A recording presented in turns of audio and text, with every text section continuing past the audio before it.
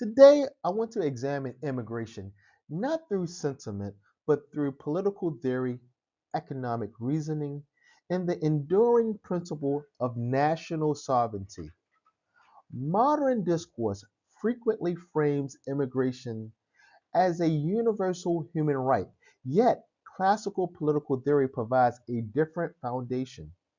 John Locke's social contract theory reminds us that political communities are formed through mutual consent among citizens who establish governments to preserve life, liberty, and property.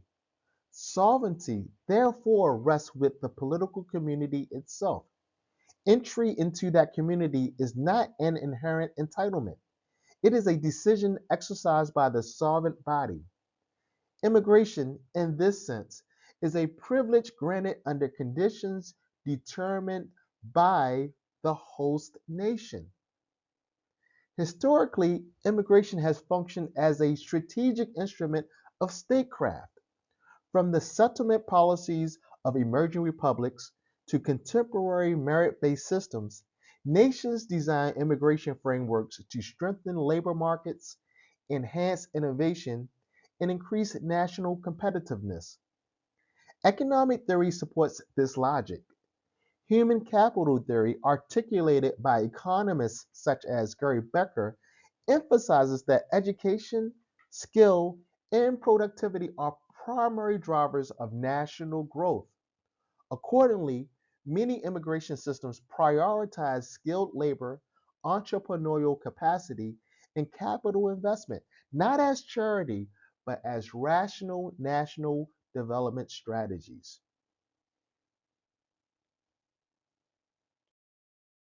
At its best, immigration operates as a structured quid pro quo. The immigrant contributes talent, labor, expertise, or capital. In exchange, the host nation provides opportunity, legal protection, and institutional stability. The United States historically articulated this exchange through the promise of life, liberty, and the pursuit of happiness, coupled with the expectation of contributing to the general welfare. However, when immigration policies drift from reciprocity towards entitlement, structural strain emerges. Milton Friedman famously argued that one cannot simultaneously maintain a generous welfare state and unrestricted immigration. Whether one agrees entirely with Friedman or not, the underlying economic tension is clear. Redistribution systems presuppose a bounded membership.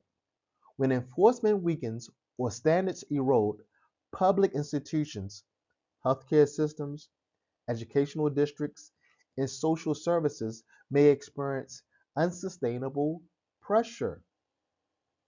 Beyond the receiving nation, there is the overlooked phenomenon of brain drain.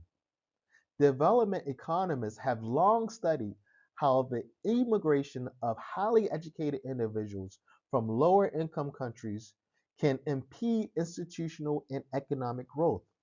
Nations rely on engineers, physicians, educators, and policymakers to solve domestic problems and build durable institutions. If upward mobility is consistently achieved through immigration, the sending country risks long-term stagnation. Immigration, therefore, may unintentionally entrench global inequality by extracting the very human capital necessary for stabilization. Empathy is morally commendable, yet public policy must also be governed by prudence. Aristotle distinguished between private virtue and public governance. The latter requires deliberation about consequences. If immigration is framed primarily as a moral imperative divorced from sovereignty and reciprocity, the long term cohesion of the political community may weaken.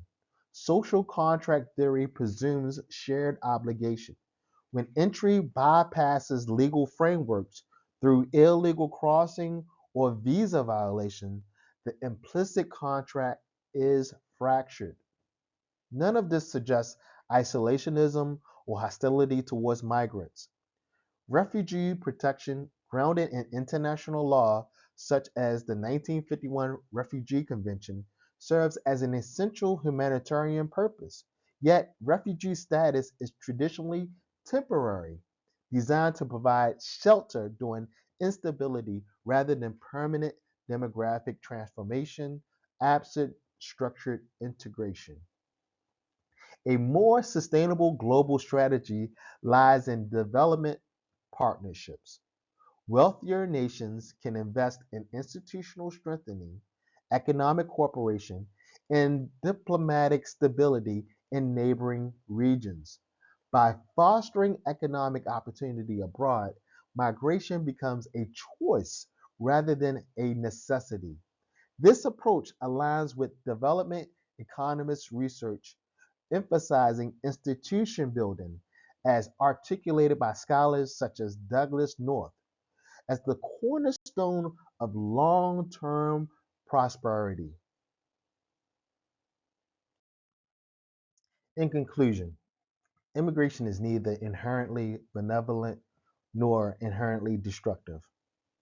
It is a policy instrument when structured within a framework of sovereignty, reciprocity, and economic rationality. It can enhance national strength.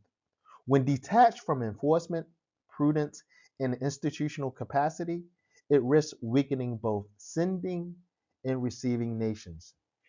A rational society must therefore approach immigration not as charity, nor as ideological symbol, but as a strategy or strategic partnership grounded in law, guided by economic reality, and aligned with the enduring responsibilities of sovereign governance. My name is Dr. Ray. I hope you enjoyed this message.